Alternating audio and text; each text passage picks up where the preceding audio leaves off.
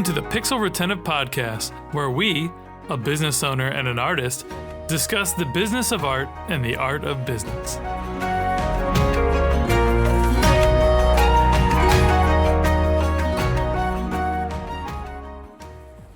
Hey friends, I'm Carl, founder of Epic Made, and I'm the host of the Pixel Retentive Podcast, where we share our thoughts on creativity, art, and business. Past guests include Mia Borikfa, sorry about that, Mia, and Alyssa Odell of Huxley. We have Matt Garrison of Dash Studio and Laura Nespoli of Mesh and Movement. We are forever grateful for the supporters of our podcast, and as always, we are looking for more sponsors. That said, Pixel Retentive is always brought to you by the creative gurus at Epic Made. Epic Made is a team of strategists and artists who excel in visual storytelling.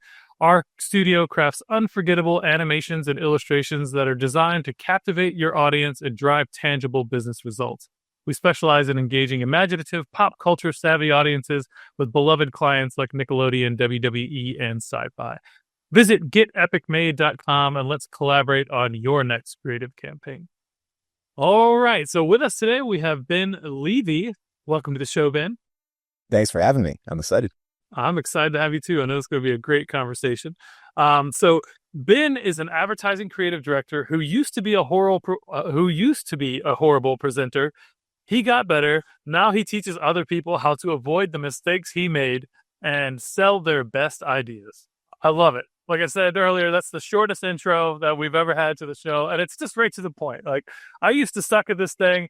Now I'm better. Let me show you how to not suck. It's great. And I think my biggest fear is that people won't believe me when I say that. Like, we'll see you on LinkedIn and we've seen you in the room and you're so comfortable. You talk to people for a living now. Yeah. And what you need to understand is that if you had told me 6 years ago that I'd be doing this, I would have laughed at you, then crawled under the desk with a paper bag in the fetal position and breathed into it repeatedly until I could calm down, because none of this came naturally to me. I had some advantages to being in a room and talking to people, but no more than anyone else does. And those advantages are different for every individual. So I had to figure out what those were, and I had to get rid of all the disadvantages. I love it. Well, I can't wait to lean into this more. And today's episode is going to really be about acing your client meetings, selling the art you want to make, just really putting your ideas out there in the best light. But before we get into that, I'd like for the audience to get to know you a little bit better. So can you tell us how long you've been in your industry and what project you are most proud of so far? I have been in and around advertising since 2003, if you want to count all the way back to some undergrad time. If you want to talk about when people were giving me money for it, 2007. So I've done it for a little bit. Same. I think we're the same age then, man. I graduated college in 2007 and I started, doing undergrad in 2003. So we're close in age at least. Yeah, close. I spent an extra 2 years at Miami Ad School. Nice. Because when I came out, I'm very unusual, very unique in the sense that I actually went to college for advertising. I feel like that's rare. Most people... I've never met one of you. We all land in advertising somehow. Right. Everybody just winds up there, but nobody's like, this is the path I choose. But I had a high school teacher that taught a course called commercial art, and that sort of set me on the path. Dope. And so that was my plan when I went to college. And then I spent those 4 years at college having every guest speaker come in and go, you kind of have to go to portfolio school. So I did another 2 years after that, which was not the plan, was not the thing I wanted to do when I got out of college, but was fantastically valuable at the time, partially for the skills I learned, of course, but partially for the networking. Yeah. And for meeting people. And I didn't realize it at the time, but that was probably my first lesson in understanding the importance of relationships. Oh my God, it's so like you can't do anything without knowing somebody somewhere, right? Like it's so hard to open the door. There's 8 billion people out there. A good percentage of them are all vying for everything you're vying for. Like getting any sort of foot in the door because I know a guy or a lady or whatever, like anything, Having a connection, it's massive. They don't Well, stress that enough early on. and I tell people all the time, now I'm frequently talking to students and they will say, okay, how do I get my first job? How do I get my internship? And fundamentally, this question is no different from any of us in the industry going, well, how do I get that piece of new business? Or how do I get the client to buy this work? 100%. And what's funny about it is all of the students ask it in the same way, and they're already making a mistake in the question. They say, what should I be putting in my cover letter? Right. And I'm like, okay, I understand this. This is a game. And rule one is get noticed. Yeah. You're not, if you write the best cover letter, you're still competing with hundreds, if not thousands of other cover letters. Someone was telling me they wanted a Sony internship. I said, why don't you create a playlist and record it on like an old cassette tape and send that in? And I guarantee you're going to be competing with 0 other cassette tapes. Yes. Somebody might make a Spotify playlist, Yep. but not going to take the time to record. An old Walkman with some headphones, a big yellow one with the like put all your time into that instead of writing. And obviously the tracks you select should say something. There needs to be something about you in that. But my point is we get really caught up with the rules. Yeah. And most of them we create for ourselves. So I'll give you another example of this in the professional context. Almost every presentation I see starts with a cover slide that has the same stuff on it. Your logo, client's logo, today's date, name of the project. Now, if you were going to create an impactful piece of entertainment or communication, we go through that thing frame by frame. We never, ever waste a slide or waste a second. Right. That initial slide for that meeting, massive waste. Massive waste. What are you telling me? That you found 2 JPEGs and today's date on the calendar? Great job. Good job. But if you come in with something that doesn't follow those rules, because we all think, well, this is how I have to set up the deck. How else can I do this? You break that and you are immediately in rarefied air. You are immediately going to be perceived differently by your client. I love that. It's so true, right? Like if you're coming into back to the student getting an internship, well, I got to write a great cover letter. It's like, yeah, and you should play the lottery today too, because there's about the same chances of you getting in the door. You just throw your shit in a pile. They're gonna run it nowadays. They run it through an AI and cross-reference it to make sure whatever, and then like 90% of them don't even get read, right? Like it's an incredible. I heard someone use this expression the other day, and I'm going to steal it wholesale. The signal to noise ratio has surpassed 1. There is more noise than signal. Oh yeah, without a doubt. You might as well just fold that letter up into a paper airplane and toss it out the window. It'll have as much chance as landing on somebody's desk as sending their resume through the meat fryer that is the current system.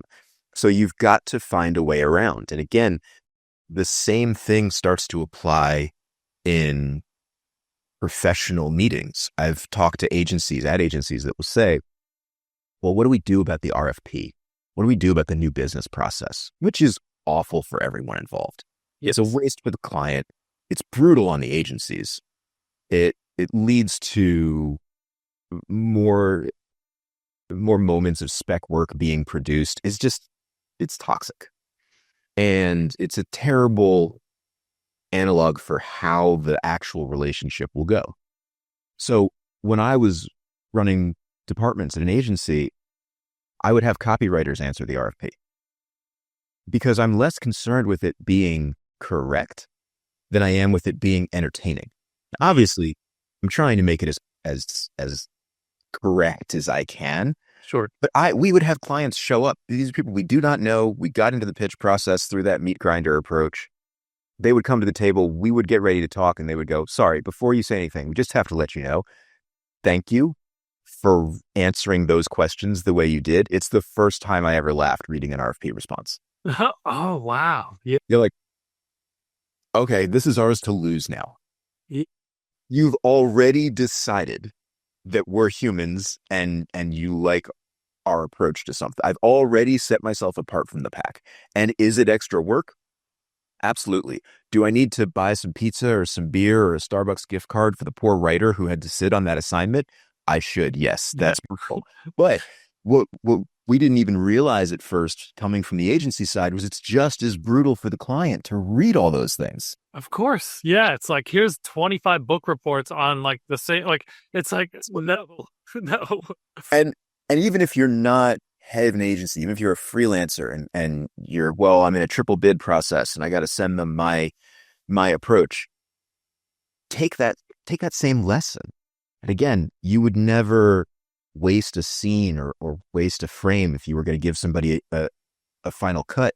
So when you're delivering your treatment, however you communicate that, apply those same rules. Yeah. And you'll break out of the pack, because again, we set these weird guidelines based on how uncomfortable meetings feel to us. Mm. And then we show up as someone other than ourselves. Yeah, right. We put on this. We're trained at some point through the system that we grow up in, the culture that like there's a way you act for business, and like there's real you, and then the way you go to work, and with this weird mask, and like people have gotten so accustomed to that, and that's their comfortable, safe space where they don't like really share any of their feelings or thoughts or like who they are as an individual.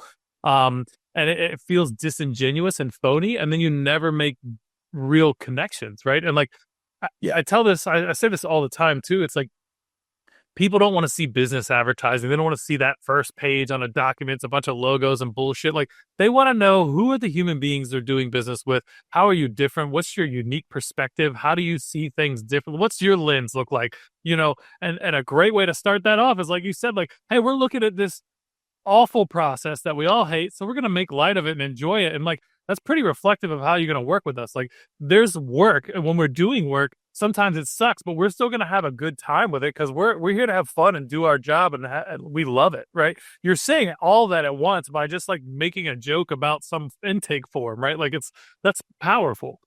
It is. And there's a couple of things in what you said that I want to make explicit because it's easy to wash over them and they matter so much. That choice to say, yeah, I get this is business, but we don't have to treat it like it's work. Right. There are going to be people who will not meet you on that process, but you've now shown them what you're like. They've shown you what they're like. And the truth is, you're probably not great for each other. Yeah, maybe you could work it out and people would get paid. Maybe they'd even hire you again a second time. But this is not going to be worth the grind in the long run. Whereas you put the effort in to put yourself forward rather than what you think they want to see. And it becomes very obvious very quickly whether this is going to work or not. And the other thing you said that I love, and I always have to let creative individuals know, like, this one's going to hurt, but hang on, I promise it's okay in the end. Let me get to the end of the thought. They're not buying the work. Yep.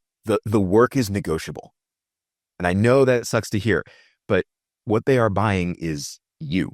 That they're buying the human, because you can get halfway through that process and the budget gets slashed, or the person that was in charge of calling the shots leaves and somebody else comes in.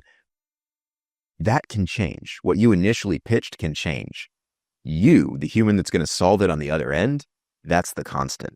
And so what they're really buying is peace of mind, is trust in you that you'll stay up late at night worrying about the details so they don't have to.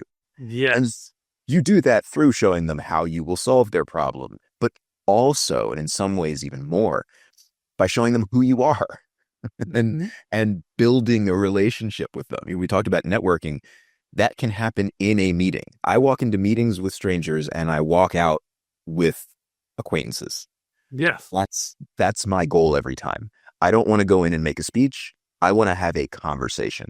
And when I talk to agencies and talk to creatives about how to sell your work, my point is that it needs to be a conversation, not a commencement speech.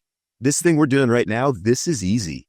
Yeah. Most anyone can do this. Maybe starting the conversation is awkward, but once you get into it, yeah, we can hang out. We can talk about the work. You had reasons why you chose these things. There's reasons why it scares them or reasons why they're unsure of it. We just talk. Yep. That's way easier than you walking in the room with that business mask and going, Yeah. Just my "Ladies time. ladies and gentlemen, thank you for coming. We're very excited by what we have to share with you today. If you'd please open your pamphlet to what the fuck? Nobody. We've got some great reps in here about ROI. Like, no, dude. I mean, I will say to people all the time, look, I want your prompt to be before you go in that meeting. If you called your friend last night and told them about this project that you're excited about, how do you describe it to them? Mm, You don't sit there and go, hey, so the business problem is that their customers are, no, you're like, all right, so they need to get more people to buy this soda. And the truth is, like, soda is down in popularity. So here's what we're going to do. We're like, you just have to do cool shit to get people's attention, right? And then you're off and running. yep. There's a version of that that you bring to the room, and it's a lot closer to that than you think. Yeah, never you walk in and you're like, sup, bitches? But I am saying that you need to walk in and talk like yourself. Yeah. And I realized this when I was an associate creative director. I was just getting put in that role of talking to clients. I was hot awful at it. I was the last person you should have trusted to sell creative work. And I walked into a meeting with my boss, and it was a conference call. But he walks in the room, puts his feet up on the desk, and kind of shouts into the phone, can we all just agree that explosions are cool? And I was like, oh my God, we're going to get fired. This is like the biggest account I've ever worked on. It was for Sony Mobile. Like, what have you can't talk that way to the client. Or are you high? And I'm sitting there, and it slowly dawns on me that we're fine. We're totally fine.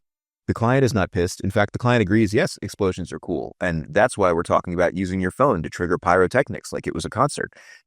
And now we're just talking about it. Did it get made? No, that was a little too far. But we did use it to trigger a flamethrower, so we got halfway there. Yep.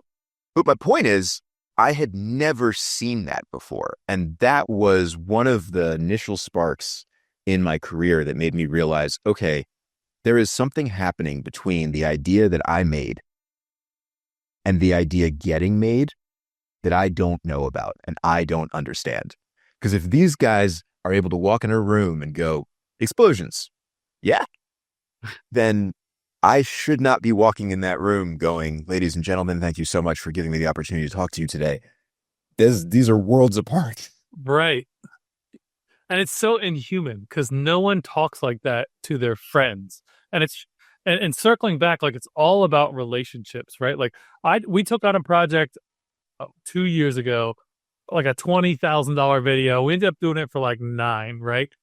Just to build the relationship, because I thought there was some potential here with these people. And I told them what was up. Like, hey, look, if I had other stuff going on right now, like, if we didn't have capacity, like, I'm doing this because it just makes sense right now, not because this is what it should cost, right? And I was very transparent, but I kept it real with them. The video was amazing, right? And the marketing director there ended up leaving and going to another company. And the first thing that she did, what she showed up there, was bring us in to do their video projects for a 6-figure campaign, right? Like, and it's like, but because we made such a great impression on that person, like, they were excited to continue to work with us as their career builds, right? So it's really like the big thing that I think made the biggest impact in my career and what I've done is just I started joining organizations, like both with like CEOs and agency owners, and also like I volunteer up for AIGA for years and years and years. I ran the local chapter for my region, and then went to all the national stuff, and then I joined the Graphic Artists Guild. And I'm on the national board for that. But like, finding places where you can go meet other people that are on the levels that you want to be and just make friends with them. Like, don't be fake, don't whatever, like, be vulnerable, share your fears, share your excitement, share your weirdness. People love your weird shit, believe it or not. Like, that's the things that stick with you. Like, I only wear toe shoes. Like, nobody forgets that. That's weird, right? Like, but I'm also like gregarious and whatever, like, and I'm just myself, right? Like, and I unlike some people who learned that early on, because my father was an artist but also like a great salesman and did like a lot of like, he sold everything from used cars to his own paintings, and like, this stuff on the ceilings, all my dad's paintings. But he'd sell these for like $1,000 and make them in an afternoon, right? Like, it was amazing. But like, it's and that's back when $5,000 was worth something, for the record. But yeah, it's so I had an innate ability to, like, I don't have a lot of like It's really hard for me to get embarrassed because I literally just don't care. Like I'm just gonna be me. I like me, and like if you don't like me, that's all right. There's 7,999,000,000 more people out there that might like me. They probably do. So Yeah, I think that, and when I was saying everybody has certain innate advantages to this selling thing that we're talking about, that is clearly one of yours, which I don't share, by the way. sure. I would love to say, I don't care what anybody thinks of me, and then, I'd go home and cry about it. But the thing about that is so powerful, not that you have a hard time getting embarrassed, but that you are leaning into who you are. The thing that makes that powerful is that then when you go to communicate with somebody else, this is anybody, but in this context, clients, you're clear and you're easy to understand. I tell people all the time, it is hard enough to win an advertising award. It's hard enough to win a Cannes Lion. Don't try for the Golden Globes at the same time. Right. Like, you're not an actor. So if you walk in there and now you're expending energy trying to be something you're not, you see this all the time with people's vocabulary. You walk in a room, you feel like you don't belong. You feel like imposter syndrome. I'm a hack. I do this kind of ridiculous garbage for a living. These are real people with real jobs because they look at Excel all day. I should try to be like them. And start picking the biggest words you can think of. I've seen people literally say the opposite of what they mean because they've just reached for a word they don't 100% know the definition of. Right. Because they want to sound smart because it's got those syllables. And you see it a lot with recent grads, but sometimes you'll see it somebody who's mid-level in an organization too, where they're just trying to reach for a thing that makes them feel comfortable because they don't trust who they are. And I work with a ton of people who are self-described introverts, people who have a very narrow vocal range. I think you and I, we lean more on the cartoon character side of things. Like, we'll go big. Yep. But when I work with people, the solution that I propose is not, you need to be like me. There's one of me is more than enough. Nobody needs more of this. What you need is to walk in there and be like you. So if your range only goes from here to here, fine, but I'm going to make sure you use all of it. Because if I walked in and talked like this, I would sound depressed. And if you walked in and tried to talk like me, you would sound like you were auditioning for a cartoon character role, and it would be inauthentic. What happens is when we walk into those meetings and we think, well, I don't want to be too excited about my idea because that's going to come across as cheesy. And so then we wind up underselling it. We say things like, I'm really excited about this next one. And that's a lie. The client knows it's a lie on some level because that's not what excited looks like for you. Right. And now you're teaching them, you can't listen to my words. You have to try and read what's happening in my body language, my intonation. And well, you made this 20 times harder. Now I can't trust you. Not on a level I wanted to. Whereas if you walk in, whether you're soft-spoken, whether you're outspoken, doesn't matter. If you are authentically yourself, it becomes very easy for the client to understand what emotions you're bringing to the table around your work. And guess what? They have a way easier time understanding emotion than they do the actual work. Yeah, without a doubt. And I think there's a piece in there that like people also like the client's not sitting there going, oh, this typically like, unless they're like, deeply into psychology and this sort of, but they're feeling something. They don't know what it is, but it makes them uncomfortable, right? Because it isn't like, oh, they were lying the whole time or they weren't being themselves. They're just like, that person seems not sure, right? Like just uneasy, right? And that in itself makes people trust you less, right? So when you just unabashedly like, I think at some point, and I wasn't always like, oh my God, and I am sort of like smoothing over, like I do I care about what some people think and that sort of stuff, but it's a moments of things. It's like, I'm just going to go do me. Now, will I second guess it later sometimes? Absolutely. Like that doesn't ever go away. But I know that the best way to put myself forward is to be myself because that's the only thing I'm really good at. You're only really good at being yourself, right? Like so that, and Gary Vee talks about all the time, that really deep introspection. You have to really kind of peel back the layers and like, what makes you happy? What makes you tick? What's the interesting things? And if you can share those things and infuse that into your work, nobody can outdo you at you. right? So that's the real thing, right? Like really finding out like what's you study this thing, but you also studied this thing and you had this experience and you grew up in this place and you're familiar with these cultures, and how do you blend that all together into your ideas so that you're not replaceable? And then if you're building a business, build the business around that, and those things become very unique, right? Like every time someone goes to my website for Epic Made, like I've never seen an agency site like this. It's like, well, we didn't look at any other agency sites when we built it. We're just like, what would be really cool? Like, oh yeah, this is cool, you know? And it's this amalgamation of all the cool nerdy shit of the everyone's excitement and creativity of the team that I built and people that I gravitated to me through my authenticity, right? Like when you're hiring clients or when you're hiring staff and building a team, whatever that looks like, wherever you're at, it's really like you put yourself out there authentically. And like you said earlier, some people are like, oh, that's not for me. That guy's weird. Like, I'm good. I'm going to go somewhere else. And like, great. You just saved us both a bunch of trouble. Like, I am weird. And like, you either like my flavor of mint chocolate chip ice cream, or you're into Rocky Road, or maybe you're into vanilla. And I think no one really loves vanilla, but like, this is an analogy that my wife uses with me all the time that kind of helped me understand this as we've gone through this process. And she's helped me become the man that I am 20 years living, being married. But, yeah, Always, always a work in progress as a husband.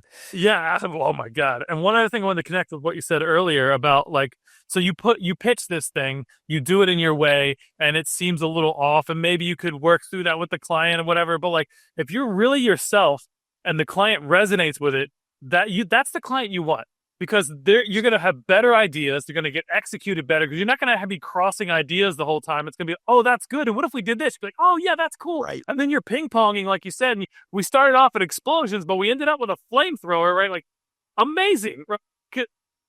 Zapping. So it's like, do you mesh together? Like, not everybody's a fit for everybody. And that's great. You should find that out early. And I think some of the ad agencies that are doing the best work today have doubled down on that. There's an agency called Mischief that has their sort of the Mischief manifesto, and it says what kind of work they do. And they literally, when they meet a new client, it's an exaggeration to say they try to scare them off, but they're unapologetically honest about, this is the kind of work you're going to get if you work with us. If you're asking for something else, you should probably see someone else. Right? There's an agency called Gut, and I don't know if they still do this, but I had a conversation once with the founder, and he said, listen, at my previous agency, we stopped pitching for new business. We went on dates. We had 3 dinners with the prospect. And if after 3 dinners, we were like, we can work together, then we would start working on something. But it's exactly what you were describing. It's, does this relationship make sense? And you figure it out up front. And let's save each other time, because going out and having dinner, even if you get an expensive dinner 3 times, is still going to be cheaper than what most agencies spend in time, money, and sanity on a new business pitch. Totally. So I think sometimes, again, fear plays such a huge role. Imposter syndrome plays such a huge role in this whole thing and what we do to ourselves when it comes time to actually ask someone to buy our stuff. But if you can move beyond that and say, I'm going to show up as me. And then the goal is just to find out, are we compatible? Because if you fake it on the first date, now you got to spend every date after that pretending to be something you're not. And this is great dating advice too, by the way. And look, that's something that some people said to me early on. And again, my wife has stressed to me a few times, like, these are all relationship things, right? Like, so understand, treating them all essentially like, hey, like, we're going to get into a relationship with someone, and like, you have to go, like, do they hold the same values as you? Do they appreciate the same? Like, I bring this really high energy, cool, creative ideas, but like, if they don't like that, like, I'm putting myself out there and the best parts of me forward, and they're not even excited about those things. Like, I'm wasting my time. We're all wasting time here. Like, they should go with someone else. I had someone sit down in my office one time and offer us a retainer. This is probably 6-7 years ago. Man, maybe 8, but it was like $5,000 a month. And they're like, look, we need creative. We have about this budget. Like, and they're like, but we really love Apple. We want this clean, simple, like, and I was just like, hey, I need this money, but like, we're not the right company for you. Like, I want to do work that's so complicated and detailed and exciting afterwards. Like people are just looking at all the little nuances for as long, like for a long, a maximalist style. Like that was, we were never going to be excited about the same deliverables. Right. And so I declined the work. And it was a weird thing because I hadn't done that to that point. We needed the money. We were in a tight spot, but I still had the insight to go like, we're just going to be butting heads the whole time. Like she walked into my office, having walked like a mile down the road, and like she's like, "Can we close those blinds? You know, my skin's really sensitive to the sun." I was like, "What? Are you a vampire?" Like it wasn't even that sunny. I was like, "What is going on?" Like it was. I think the first thing out of the gate, I was like, it was a perfect lesson, and like. And I'm this person's a wonderful person, I'm sure. And like, I was supposed to have many interactions with her after that. But it's like, there's a lot of different types of people out there. And like, you should find the people that work good for you. And it doesn't mean there's something wrong with you or something wrong with them. It's just, you should find the people who excite you and you excite them and your ideas jive together. That way you can make better stuff together. It's all about collaboration and synergy. Yeah. And another piece of what you're talking about there when it comes to that collaboration, that synergy, the goal of reaching a point with your client where you're just spitballing and throwing stuff back and forth. Too often, I think we come to the creative meeting with the goal of selling the work. And what I tell people is the goal is not to sell the work. The goal needs to be to solve the client's problem. Now, it just so happens that we believe the work is the best way to solve their problem, but maybe we're wrong. And that means that when they ask a question or they challenge a decision you make, rather than immediately rushing to defend it, ask them about that. Figure out, okay, I thought this was right. Why don't you think it's right? And now we can have a conversation about it, because what happens is you've built an energy in the room that is not you versus the client. It's you and the client versus the client's problem. Yeah. If you can show them, oh, we're on the same side of the table fighting that thing, then you can have conversations about the work. Then they'll interrupt you and go, oh, that was awesome, but what if we do this thing? Or they'll say, okay, I'm really scared about what you just showed, and you have an opportunity in midstream to explain it, rather than them holding all questions till the end and going, thanks so much for this work. So on slide 3, that doesn't feel like us at all. You're like, well, slide 3 was sort of the linchpin of everything else we showed you after that. So why didn't you stop me? Yeah. We've all been in those meetings. So for sure. This is, or the ones where you do the whole song and dance, and at the end of it, they just go, yeah, I think we need to see more ideas. Okay. That's like you saying to your friend, I'm hungry. I'm thinking about Italian. And they go, nah, let's try again next week. Bring me some other restaurants. Like, that's not how we solve the problem of being hungry. Right? Yep. Let's have a conversation. You're like, I had Italian last night. What about sushi? There's back and forth. There's people going, well, we have a common goal in mind, and we share that goal in mind. And now we can talk about what we're interested in and how we can actually find compromise without trying to go around each other or through one another, Right. which is how so many of these meetings wind up feeling. Yeah, they get a little cutthroat sometimes, which it can be difficult. Yeah, I think there's something in there too it's really not about selling the work. Yeah, you know, sometimes you have, that's kind of like your impetus and your foot in the door of like, hey, you know, this is what we're thinking the solution is, but that's really putting the cart ahead of the horse.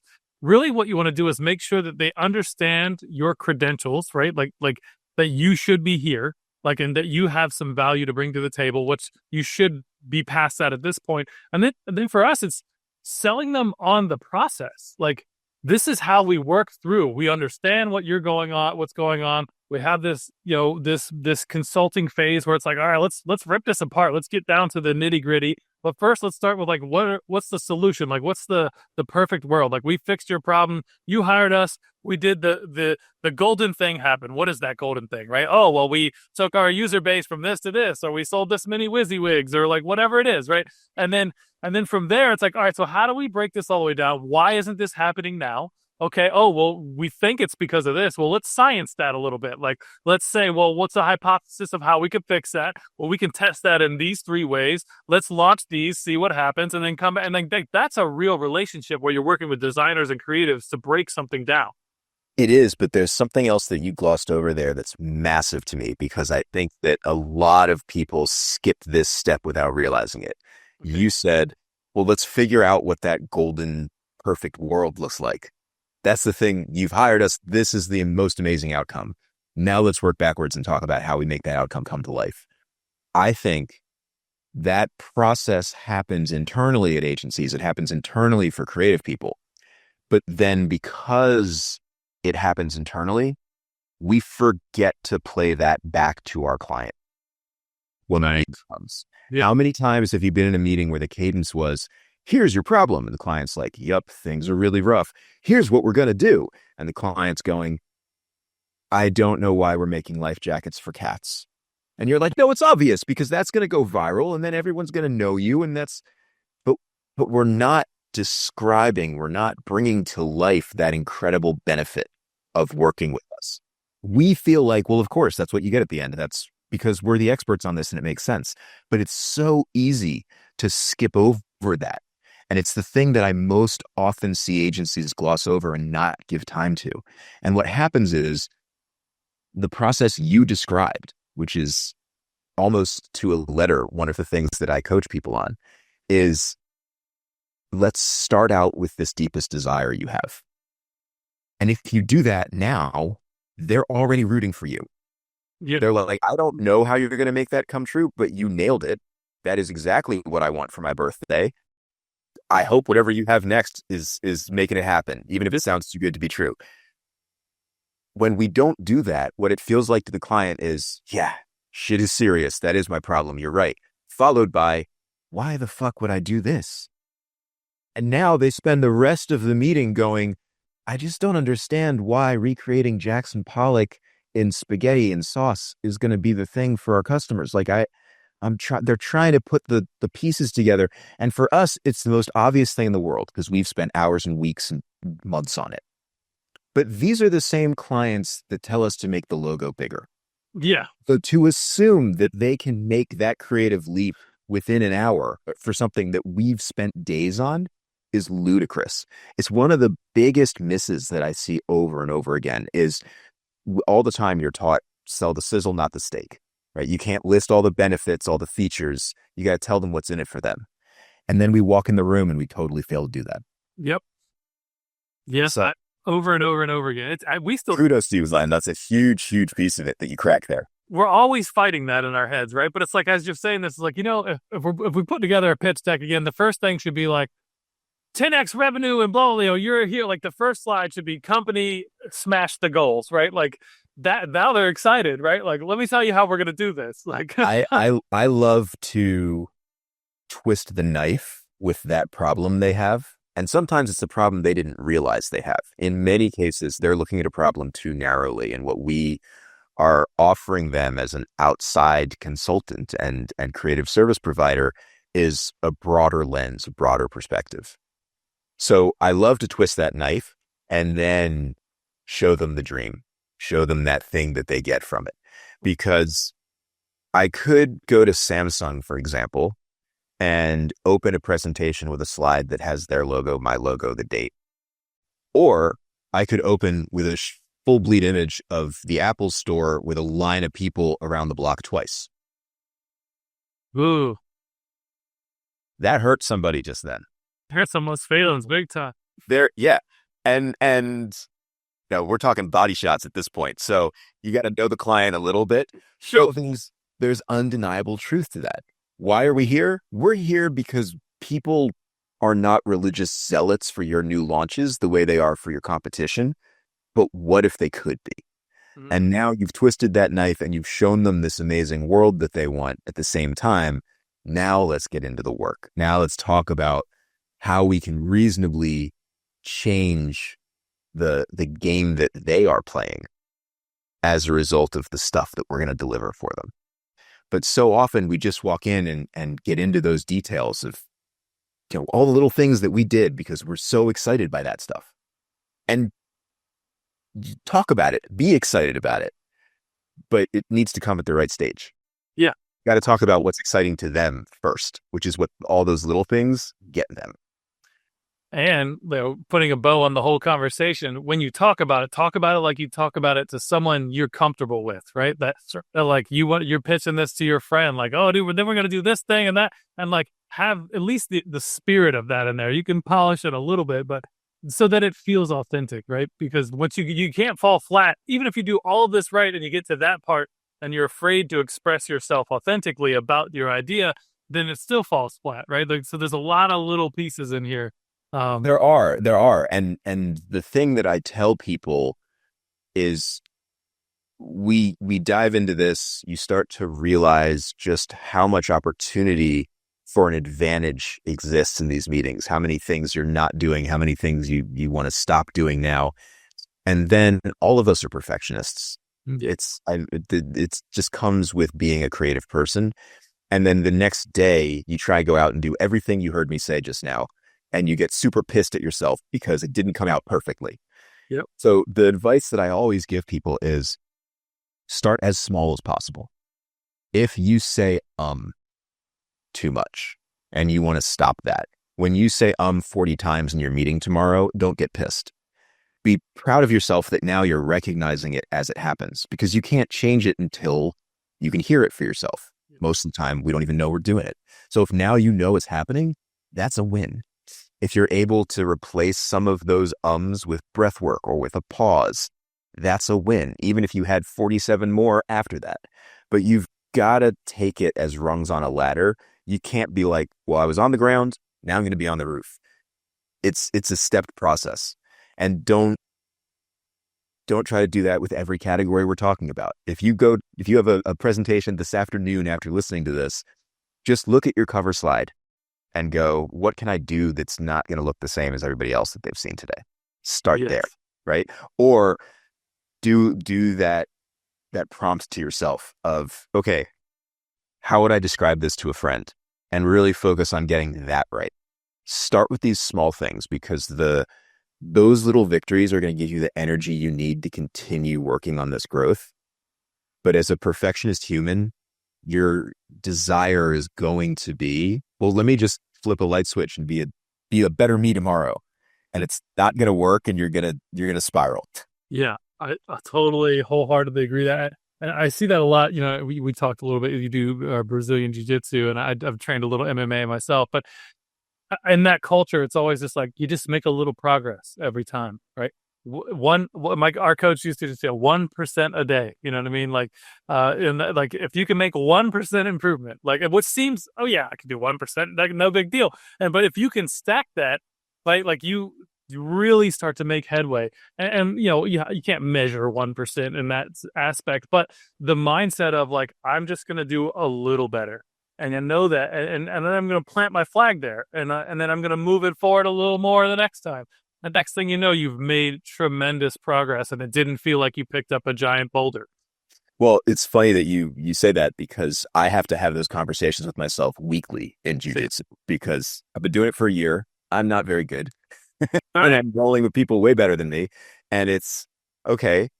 I literally texted a friend the other day. I said, all right, so I didn't beat this guy that we both sort of measure ourselves against, who's one of the coaches in school. I go, perfect. I didn't beat him, but I did make him say, oh shit, in the middle of our hole. I did something. I did something he didn't expect. Win, right? That for me is huge. That's an indicator. Like, I'm getting better. Things are changing in my game. Yeah. And that's the kind of thing that I want people to reach for. I love that framework of 1%, because again, can you measure it? No, but it does help you to recognize how small a step forward you can see and still count as a victory. Yep. As it is. Yeah, because if you do 1% 20 times, that's 20%. That's huge, right? Like, it's massive. But it's never felt massive. And the other thing about this too is we're talking about meetings. When was the last time you had a really good meeting? The bar for this is so low that it might as well be spray painted on the sidewalk, right? Like, you could not possibly fail to show up 10, 20% better than other people just by doing one or two things here. There is so much room to gain an advantage. So 100%. you don't need perfection. You don't need to pitch a perfect game. It's a pass-fail test. And frankly, 99.9% of us fail on a daily basis. So if you just come in with something a little different, you're automatically going to be at the top of that category. I love it. I love it. I think that's some great parting advice here to roll into the wrapping of the show here. Dude, this has been a lot of fun. So I wanted to just ask you one last question, though. Is there anyone or anything in your career you'd like to shout out to the audience? Maybe a mentor, valuable resource, favorite client, anything like that? Obviously, we got to talk about your book. We didn't mention that yet, so let's add it in there as well. We can throw the book in there too. I'll answer this two ways because there's immediately 70 names that come to mind. I've been so lucky. I think part of that luck is that I was looking for that influence and that mentorship wherever I could find it. I have always approached life with the mentality of a student. I think if I ever feel like I know everything about something, I'm in trouble. Yes. So added to that, I've always had the mindset that you can learn from everybody, even if it's just what not to do. And so I've been lucky enough to get influenced by a ton of people. I've had a ton of people I consider mentors. But my book, the dedication says to my mother, who taught me how to build a story, and my father, who taught me how to write one, because taught me how to tell one. I only realized years later that I grew up with my mom making up these stories for my brother and I, just off the dome. I love it. And from that, I started to understand subconsciously pacing and tension and the rise and fall of action and all these things that I'm sure if you asked her, she doesn't know the terms for, but she was doing it instinctively. And my father, anytime there was a big dinner or anytime I saw him in a room, he was holding court. He was telling stories in a way that through his voice, through his body language, he was captivating everybody. And again, it was only years later that I started to realize, oh, these things that I've been doing, they're working and I should double down on those. So, cool. So I think the short answer is my parents. Okay. I love it. I love it, man.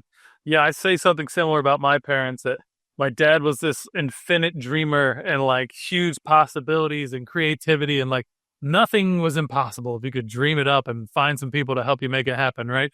And my mom was this like, I mean, she's still around, my mom, but just impossible to defeat work ethic.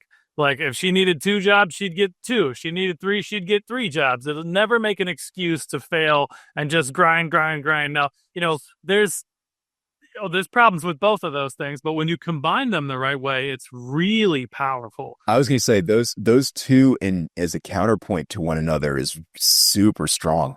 Yeah, they didn't get along very well on fundamentals of things, but they made 4 of us. We're doing all right. So anyway. Oh, there you go. They did something right. So that's cool, man. I love it. All right. Well, also wanted to do a big thank you to Kevin Rapp, who connected us with Ben. Kevin's amazing. We had him on the podcast as well. If you check that episode out, you won't be disappointed. All right. Well, we've been talking with Ben Levy, who is an advertising creative director and master presenter. You can check out his website at sellitgreat.com. But if listeners want to follow up with you directly, where should they go?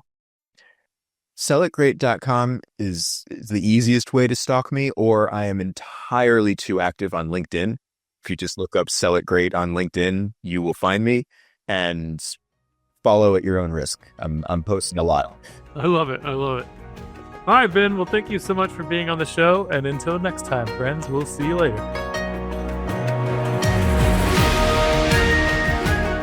We really hope you enjoyed the show. Please like and subscribe to join us on our next journey through the world of art and business on the Pixel Retentive Podcast.